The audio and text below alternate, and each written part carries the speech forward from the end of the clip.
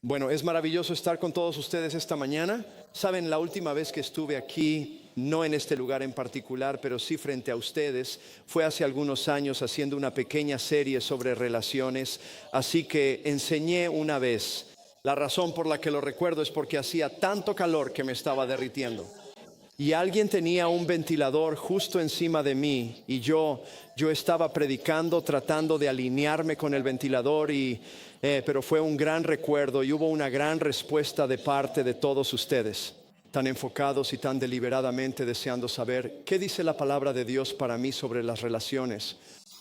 Y siento lo mismo esta mañana. Solo como un comentario aparte antes de comenzar. Todo está tan maravillosamente organizado, claro y ordenado como Dios lo quiere. Y todo simplemente parece que su pastor está haciendo un trabajo excelente. Así que estoy muy agradecido de estar aquí y estoy muy agradecido de tener esta oportunidad de proclamar el nombre de Dios ante ustedes.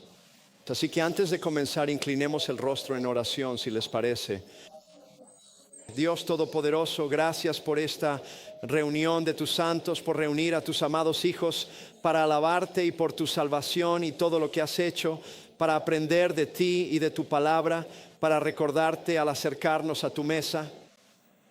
Concédeme la capacidad de decir lo que refleje tus testimonios. Permíteme la claridad de mente y la humildad de corazón para hablar tu verdad como tú quieres que lo haga.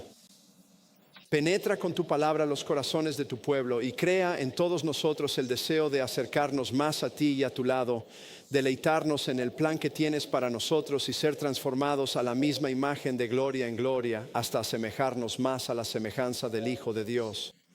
Porque es en su nombre que oramos. Amén. Bueno, si tienen sus Biblias, ábranlas en el Salmo 119 y vayan, si pueden, al versículo 33 y escuchen mientras comienzo nuestro maravilloso estudio de este magnífico Salmo.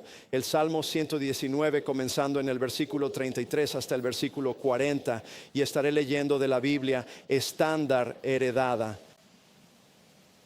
Salmo 119, 33.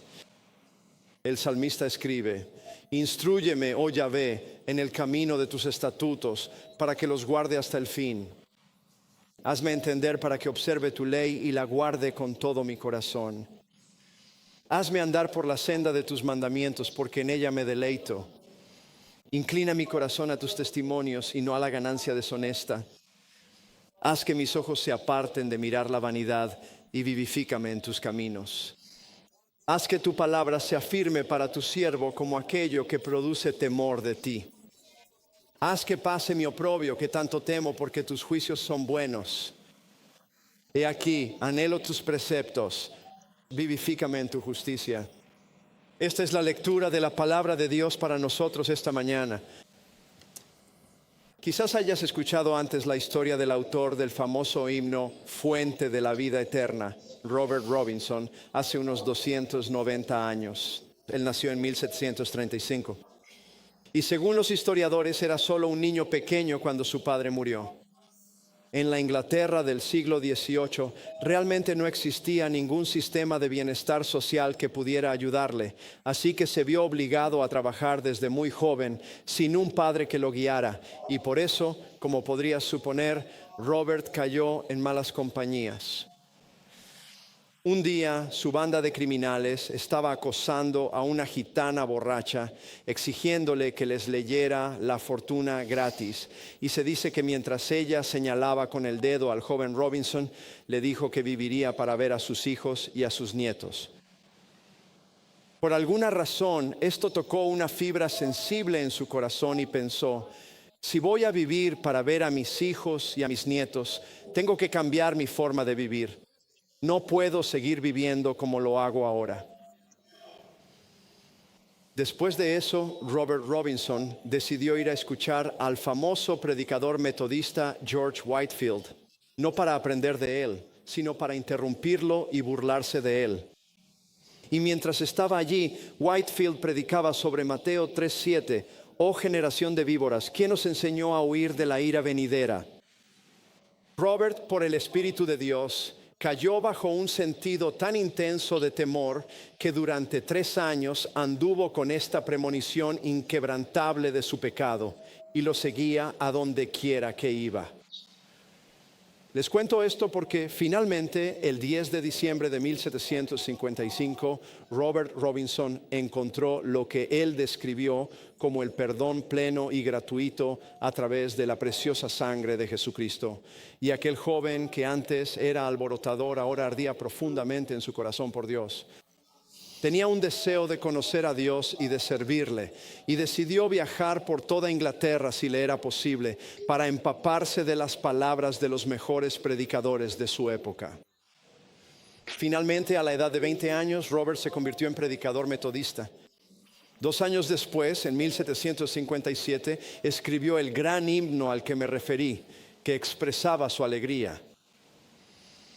Pero una historia ampliamente difundida y no verificada dice que muchos años después, en sus últimos días, iba viajando en una diligencia y una mujer le preguntó qué opinaba del himno que ella estaba tarareando, que era fuente de la vida eterna. Y él respondió: señora, yo soy el pobre y desdichado hombre que escribió ese himno hace muchos años y daría 1000 mundos si los tuviera por disfrutar de los sentimientos que tenía entonces. Fin de la cita. La leyenda nos dice que murió seguro de su fe, pero en realidad no lo sabemos. Independientemente de si el encuentro en la diligencia realmente ocurrió o no, realmente capta el poder de ese himno, fuente de la vida eterna. Y lo digo porque, como otros han señalado, el himno habla de la experiencia cristiana universal de gozo en la salvación, junto con la lucha constante contra nuestra naturaleza pecaminosa. ¿Recuerdas el himno cuando dice: propenso a alejarme, Señor, lo siento, propenso a dejar al Dios que amo, aquí está mi corazón, oh, tómalo y séllalo, séllalo para tus atrios celestiales? Te cuento esa historia porque aquí, en el texto que tenemos delante, tenemos a un hombre que también fue compositor de himnos. De hecho, él escribió la canción más larga de la colección de canciones en la Biblia llamada el Salmo 119.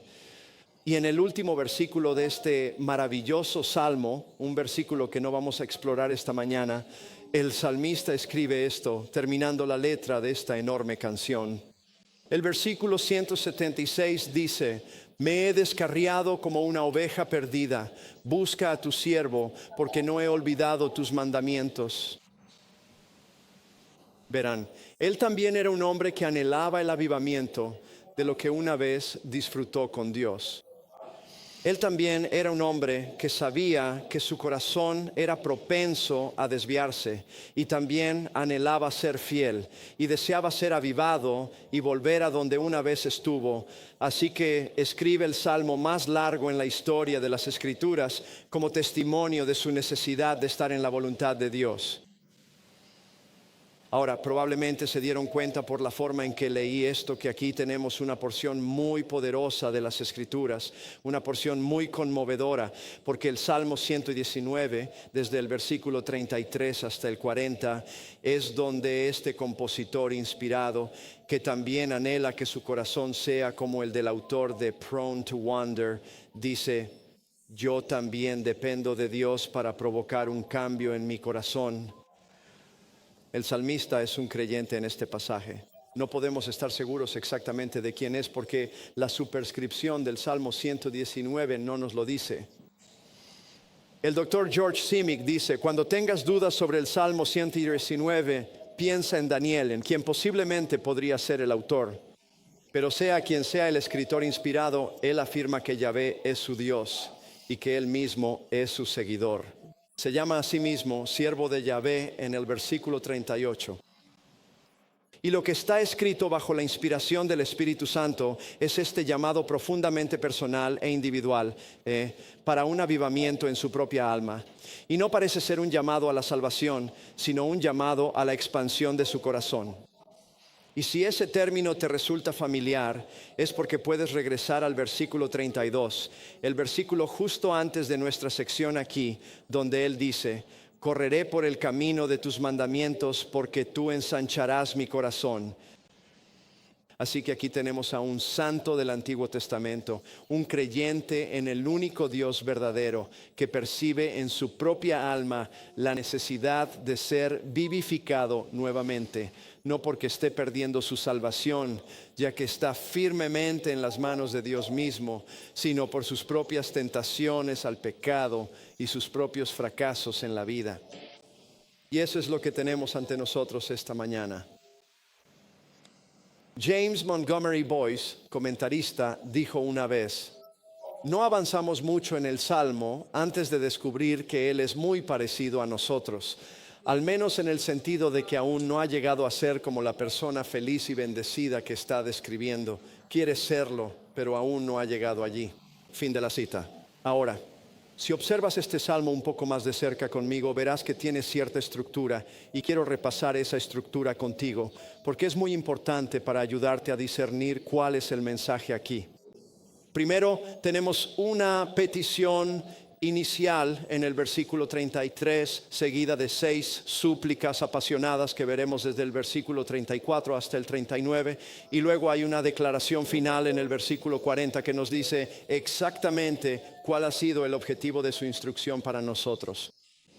Así que la petición inicial ante todo es que Dios haga al autor obediente hasta el final de su vida. Eso es lo que Él dice, y que esa obediencia sea la meta y la recompensa de su vida. Y luego sigue esta declaración de tesis con 6 súplicas muy agrupadas que utiliza para invocar a Dios y pedirle que le conceda la esperanza de que Dios le ayudará y hará que sea obediente, tan obediente como Él desea. Y luego, todo esto es seguido por esa declaración final que realmente resalta al final, que es objetivo de avivamiento. El avivamiento es lo que ha insinuado y el avivamiento es lo que necesita. Digo esto porque en el versículo 25, en la sección anterior, él pidió que Dios me avive conforme a tu palabra. Y ahora encuentra una expresión más completa en el versículo 37, avívame en tus caminos.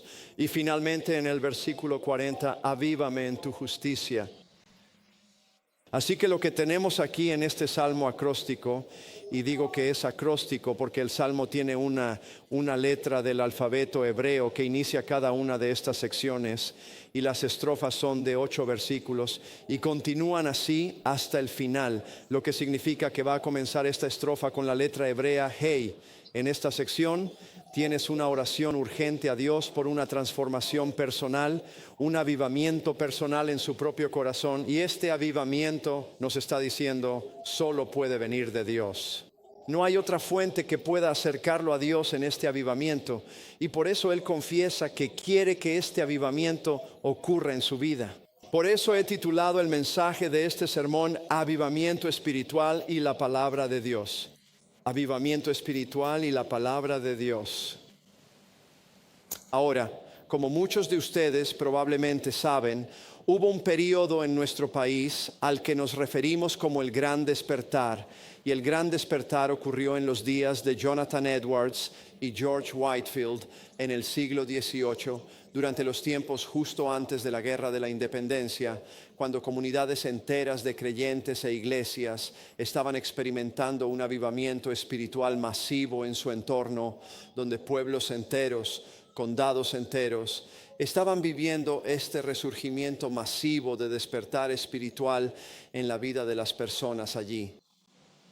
Estos fueron los días en que Edwards escribió su famoso sermón, Pecadores en manos de un Dios airado, y estoy seguro de que han oído hablar de él. Estos fueron los días en que comunidades enteras literalmente sentían este deseo emocional profundamente arraigado de volver a los caminos de Dios, y un sentido profundo de dependencia, arrepentimiento y santificación como nunca antes. Pero cuando rastreamos el origen de todo esto, esta palabra avivamiento que vemos, por lo general se refiere a la conversión de hombres y mujeres. Habla de su acercamiento a Cristo.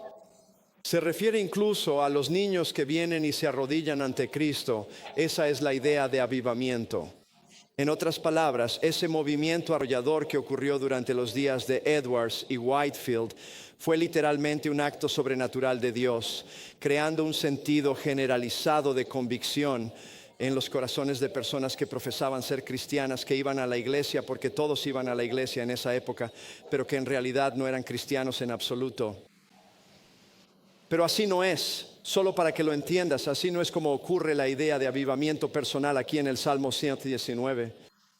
En el Salmo 119 tenemos el clamor del corazón de un salmista que es un hombre inspirado por Dios para escribir las palabras que ha escrito, y él dice: concédeme una transformación personal y total en avivamiento.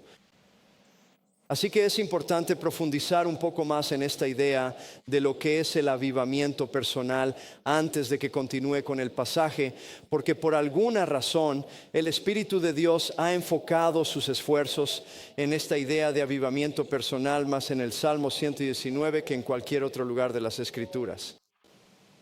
Permíteme decirlo de nuevo. Según una fuente, de las 18 veces que la palabra avivar aparece en todo el Antiguo Testamento, 11 de esas veces están en el Salmo 119. Y curiosamente, la frase avíname es una expresión que ocurre 9 veces y solo en el Salmo 119.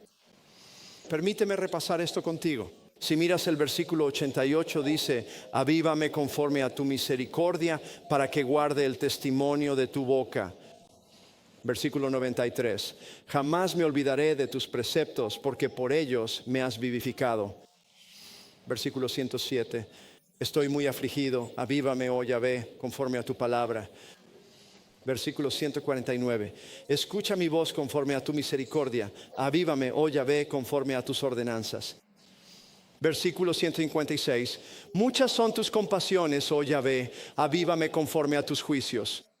Y por último, versículo 159: mira cómo amo tus preceptos, avívame, oh Yahvé, conforme a tu misericordia. De hecho, en la Septuaginta, que es la traducción griega de la Biblia hebrea, el griego traduce la palabra avívame en el Salmo 119, versículo 37, con el verbo en griego que significa estar vivo. Así que estar vivo, esta vitalidad que el salmista está pidiendo, no es una petición tímida a Dios, hecha con timidez de lo que desea. Está en el aoristo imperativo, lo que significa que es un clamor desesperado. Es un clamor desesperado para que el Espíritu de Dios insufle nueva vida en mi corazón. Así que esto no es un clamor, si me sigues, por la salvación inicial como vemos en la historia del gran avivamiento. Este es un clamor por resucitación. Avívame en mi corazón desde donde estoy en este momento. Así que lo que tienes en esta sección del Salmo 119 son 6 peticiones audaces, si estás tomando notas. 6 peticiones audaces o 6 súplicas apasionadas, si lo prefieres, del creyente que desea ser avivado en su corazón y le pide a Dios que cada una de estas cosas suceda. Y quiero que notes algo muy importante. Cada una de estas demandas está conectada con la palabra de Dios. Cada anhelo de una vida de obediencia y avivamiento está relacionado con la ley de Dios, los testimonios de Dios, los mandamientos de Dios, los caminos de Dios, la palabra de Dios y los juicios de Dios. Así que esto me lleva a preguntarte esta mañana al comenzar si realmente quieres una vida transformada en este último día de junio de 2025, el último día del Señor. Si realmente quieres una vida santa, si quieres una vida resucitada, si de verdad quieres una vida diferente a la que tienes ahora. Entonces, la clave no está en un nuevo podcast que puedas escuchar, no está en un libro de autoayuda diferente, ni en un seminario al que puedas asistir. Esas cosas pueden ser útiles. La clave no se encuentra en un partido político, ni en una elección, ni en nada por el estilo. La clave, si eso es lo que realmente deseas, se encuentra 100% conectada a la palabra de Dios. Anhelarla, sumergirte en ella, deleitarte en ella y obedecerla todos los días de tu vida. De nuevo, aquí tenemos 6 súplicas apasionadas de Dios a Dios, de parte de quien desea vida, resucitación y avivamiento de Dios, y las vamos a mencionar brevemente al principio, luego las repasaremos juntos. Pero permíteme decirlas primero para que puedas captar la idea, y son las siguientes. Número 1, haz que aprenda tu palabra, haz que sea leal a tu palabra, haz que me apoye en tu palabra, haz que mire hacia tu palabra. Haz que anhele tu palabra y sea liberado a través de ella. Repasaré estos puntos rápidamente, pero los veremos a lo largo de este mensaje. Antes de comenzar, permíteme decir que dependiendo de tu traducción y el hecho de que Luis ya habló usando la Legacy Standard Bible, eso es alentador, pero si no tienes una, está bien. Quiero que sepas que la idea de la redacción aquí es muy importante, es muy concisa.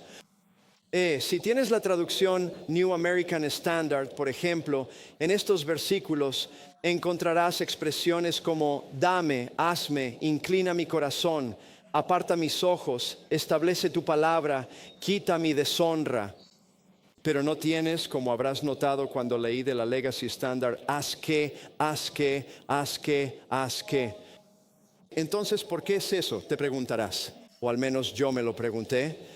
Y también contacté al doctor Abner Chow, quien es uno de los traductores de la Legacy Standard Bible, y su respuesta es muy útil, y esto fue lo que dijo.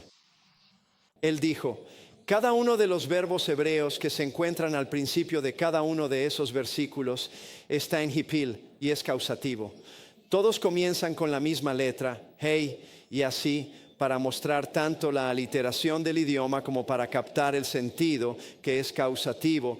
Traducimos la frase inicial como haz que. De hecho, si hay un tema en esa sección del Salmo 119, es sobre lo que Dios nos hace hacer con su palabra o lo que su palabra causa en nosotros.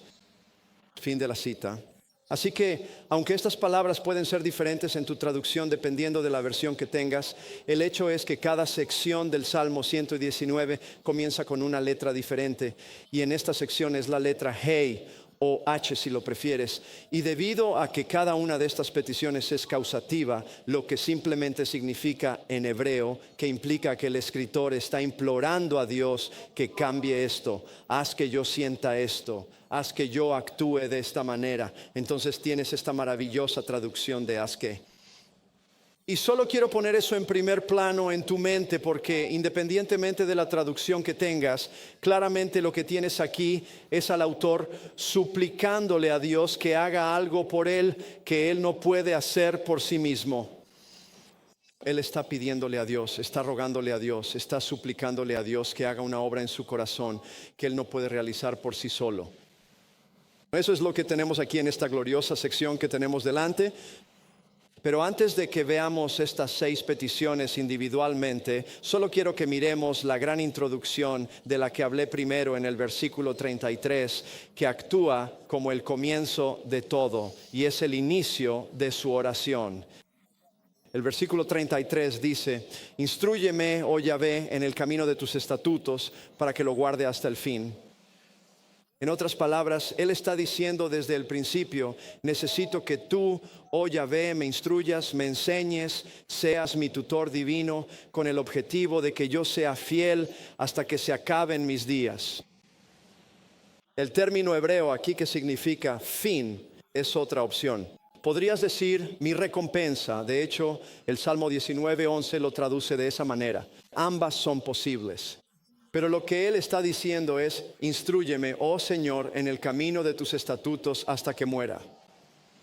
Así que esta es una oración, es una gran oración, es una oración que deberíamos hacer todos los días de nuestra vida. Y deberíamos decir, propenso a desviarme, Señor, lo siento, propenso a alejarme del Dios que amo. Aquí está mi corazón, oh tómalo y séllalo, séllalo para tus atrios celestiales. Así que, porque eso es verdad en mí, porque eso es verdad en ti, te pido que me enseñes y me instruyas todos los días de mi vida para que no me desvíe de tu camino. Y ese es exactamente el estado del corazón del salmista que tenemos aquí. Por favor, enséñame para que pueda ser fiel todos mis días, porque siento que mi infidelidad pide más espacio en mi corazón y la recompensa de la infidelidad no es la vida, es la muerte. Así que por favor, oh Dios, escucha el clamor de mi corazón y sé mi maestro para que no te falle en el final de mi vida. Hay un viejo dicho que dice que quien es su propio maestro tiene a un necio por maestro. Quien es su propio maestro tiene a un necio por maestro. Un hombre o una mujer no pueden enseñarse a sí mismos lo que no saben. Las personas son ignorantes, no pueden enseñarse a sí mismas sin conocimiento. Y cuando se trata de Dios sobre todas las personas y su ley, un hombre o una mujer no saben nada si no es Dios mismo quien les enseña. Así que la razón por la que el salmista ora de esta manera y pide este avivamiento en su corazón es porque lo sabe. En el versículo 36 habla de apartar su corazón de la ganancia deshonesta. Él percibe que hay algo mal, que su corazón se desvía hacia la ganancia deshonesta. En el versículo 37 habla de apartar sus ojos de la vanidad o de cosas sin valor, y luego menciona en esta misma sección, en el versículo 39, que teme que el oprobio haya caído sobre él. Así que no sabemos exactamente la razón por la que él clama a Dios, y voy a profundizar en eso en unos momentos. Pero el autor definitivamente ve que hay tentación en su vida, tentación financiera, tentación de desear cosas que no le pertenecen, tentación de sentir la lucha del oprobio que lo lleva a pecar contra Dios, lo que hace que en este estado clame por un avivamiento en su corazón porque ve que no está vivo de la manera en que desea. Entonces, ¿qué significa eso? Si me sigues, significa esto. Aunque esto fue escrito hace miles de años, la codicia de la carne, la codicia de los ojos y la arrogancia de la vida aún estaban presentes en este hombre. Él no era inmune a esto, así como nosotros no somos inmunes a esto. Él está sentado ahí en ese momento diciendo, aunque viví hace miles de años, no importa cuánto cambien las cosas, todo sigue igual, nada realmente cambia. Y por eso comienza esta sección, Heikon, instrúyeme, oh Dios, antes de morir. Un creyente diciendo, revívame. Ahora, con eso bien presente en tu mente, quiero diferenciar ahora entre esta oración por instrucción en el versículo 33 y lo que va a seguir aquí en el versículo 34 y siguientes. Después de comenzar esta oración con esta primera petición a Dios, luego se lanzan a hacer estas 5 declaraciones tipo staccato sobre un deseo de avivamiento en su vida de parte de Dios. Así que quiero verlas una por una. Este es realmente el corazón del mensaje en la primera súplica que le ofrece a Dios. Así que si estás tomando notas, de nuevo, número 1, su primera súplica después de decir, enséñame hasta que muera. Él dice, número 1, haz que aprenda tu palabra, haz que aprenda tu palabra. Y vemos eso en el versículo 34. Él escribe, hazme entender para que pueda observar tu ley y guardarla con todo mi corazón. Ahora, ya hemos tocado este tema hasta ahora, pero vemos algo que es tan vital, que no quiero que te lo pierdas y es tan fácil pasarlo por alto. Este avivamiento del que vamos a hablar más adelante, este avivamiento que motiva toda esta oración, solo puede venir si su comprensión de Dios y de su ley produce una observancia sincera de la misma. Permíteme decirlo de otra manera. Entender tu Biblia es bueno. No es suficiente. De hecho, Luis se refirió a eso incluso en su oración anterior. Si quieres este avivamiento, esta expansión de tu corazón delante de Dios, deberías orar para que el Señor te conceda entendimiento de modo que penetre en tu corazón adormecido, para que tengas la capacidad de obedecerlo sin resistencia, sin vacilación, sin hacer nada que se interponga en su camino. En otras palabras, Dios, saber tu palabra no es suficiente. Necesito que crees en mí la capacidad de obedecer. Charles Bridges, un comentarista del siglo XVIII, en su clásico comentario dice, no debemos conformarnos ni siquiera con una comprensión clara de las doctrinas de la Biblia y de la verdad que está en Jesús. Dame entendimiento, no solo para que crea estas doctrinas, sino para que las guarde y las observe. Así que el creyente está en una necesidad desesperada de un avivamiento espiritual. Y él nunca deja, y ella nunca deja, de orar para que Dios provoque ese avivamiento porque quieres mantenerte fiel hasta el final. Y así, todo esto comienza para el salmista en el versículo 34, exigiendo y suplicando personal y persistentemente que Dios avive su corazón, que ensanche su corazón al permitir primero que Él sea avivado con todo su corazón. No solo es Yahvé Dios quien debe enseñarnos sus estatutos, sino que también es Yahvé Dios quien debe hacer que entendamos lo que Él enseña. Enséñame y hazme entender, ¿verdad? Enséñame y hazme entender. Miren, yo puedo predicar un sermón esta mañana como he tenido el privilegio de hacer. Puedo enseñarte una lección. Puedo ilustrar y resaltar y crear imágenes con palabras y llamar tu atención a los detalles de la gramática y todo eso. Pero escucha esto, escucha esto. No puedo hacer que entiendas. No puedo hacer que... Esto debe suceder por el poder y la iluminación del Dios Todopoderoso. ¿Tiene sentido? Puedes enseñarles a tus hijos y a tus nietos sobre la Biblia. Puedes llevarlos a la escuela dominical y a la escuela bíblica de vacaciones. Y puedes llevarlos a estudios bíblicos los viernes por la noche. Y puedes comprarles libros sobre la Biblia. Y puedes sentarte con ellos frente a episodios de las aventuras del guardabosques Joe. Y deberías hacerlo, definitivamente deberías. Pero no puedes abrir sus pequeños corazones. No puedes abrir sus pequeñas mentes y hacer que esa semilla que se planta crezca sin la obra soberana y divina de Dios y del Espíritu Santo, como la tercera persona de la Trinidad, haciendo su poderosa obra en sus pequeños corazones. Debe ser Yahvé quien haga esta obra.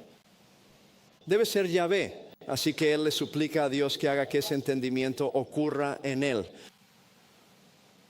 Charles Spurgeon, el famoso predicador, dijo: el entendimiento actúa sobre los afectos, convence al corazón de la belleza de la ley para que el alma la ame con todas sus fuerzas, y luego revela la majestad del dador de la ley y toda la naturaleza se inclina ante su suprema voluntad. Así que el entendimiento es: haz que yo, Dios, haz que yo aprenda tu palabra. Él continúa con una segunda súplica audaz, un segundo deseo audaz que le exige a Dios. No solo haz que yo aprenda tu palabra, sino que en segundo lugar dice: haz que yo sea leal a tu palabra. Haz que yo sea leal a tu palabra. Y vemos eso en el versículo 35. Él escribe: haz que yo camine en el sendero de tus mandamientos, porque en él me deleito. Ahora, aquí hay algo curioso y yo entiendo que aún no has tenido tiempo de procesarlo realmente, pero esta petición de ser hecho para caminar en el sendero de tus mandamientos, algunas personas la han traducido como marchar en tu camino porque me deleito en él, porque quiero ser leal a él. Tiene una paradoja o una aparente paradoja en esta declaración. En otras palabras, escucha esto: te ruego, oh Dios, que me hagas ser leal a tus mandamientos. Y la razón por la que te pido eso es porque me deleito en ellos. Me deleito en tu camino, y aunque me deleito en tu camino, aún necesito que tú me hagas caminar en él. Aún necesito que tú me hagas ser leal a tu palabra. Así que piensa en esto. Piensa en esto. Creo que es muy fascinante. Algunos de nosotros en esta sala simplemente nos deleitamos en la teología. Nos deleitamos en los mandamientos, los consideramos buenos. Qué maravilloso mandamiento. Los conceptos son reconfortantes. Escuchamos al predicador o al sermón y nos decimos a nosotros mismos: oh, la belleza de esa verdad, oh, la maravilla de ese concepto, oh, el genio de esa construcción verbal, oh, me deleito en ello, me deleito. Es tan bueno, tan hermoso y tan profundo. Pero escucha, aún necesito desesperadamente que tú, oh Dios, me hagas hacerlo. Aún necesito desesperadamente que tú, oh Dios, me hagas ser leal. Aún te necesito, oh Dios, para crear en mí la determinación, paso a paso, de caminar en las cosas que ya confirmo como deleitables. ¿Ves eso? Eso es un verdadero paradoja para mí. Si me mostraras una pintura de un hermoso paisaje con montañas, ríos, nubes y rayos de sol atravesando, podría decirte: eso deleita mi alma. Es hermoso. Vaya, qué hermoso retrato de la creación de Dios. Podría decirte que esa escena me llena el corazón de calidez. Pero si de alguna manera, de algún modo, me colocaras dentro de esa imagen, de ese retrato, y el calor del hermoso sol ahora me golpeara directamente, y el paisaje que veo empezara a crear humedad a mi alrededor, y las grandes laderas de las montañas que veo en la imagen y que me encantan ahora, se vuelven arriesgadas para mí, porque la inclinación me obliga a sudar y a que el sudor corra por mi frente. Y me dices, ahora Tom, este maravilloso retrato que tanto te gusta, camina en él, camina en ese hermoso retrato de montañas, ríos y arroyos. Quizá me escuches decir, necesito ayuda. El sol que se veía tan hermoso cuando lo observaba, ahora me golpea la frente. Las montañas que parecían tan maravillosas, ahora son una pendiente que no sé si puedo escalar. Me maravillo y me deleito en su grandeza. Pero ahora necesito tu ayuda, oh Dios, para caminar en ella. Realmente me deleito en ello. Sí encuentro deleite y una dulzura encantadora, pero caminar a través de ello, ser fiel en esta vida, ser obediente a aquello que encuentro hermoso, exige más de mí de lo que mis sentidos pueden motivar, aunque sí lo vea como algo hermoso. Les digo esto porque el salmista aquí ve en sí mismo el gozo en su corazón que Dios le ha concedido a través de la revelación divina, pero también reconoce que necesita a Dios y su ayuda para ser leal mientras camina por esta vida. Hay una tercera exigencia, una tercera demanda para aquel que desea un avivamiento en su vida de parte de Dios. Primero, clama a Yahvé, haz que aprenda tu palabra, y luego, en segundo lugar, haz que sea leal a tu palabra. Y ahora, en tercer lugar, dice, haz que me incline hacia tu palabra, haz que me incline hacia tu palabra. Y vamos a ver eso en el versículo 36. Él dice,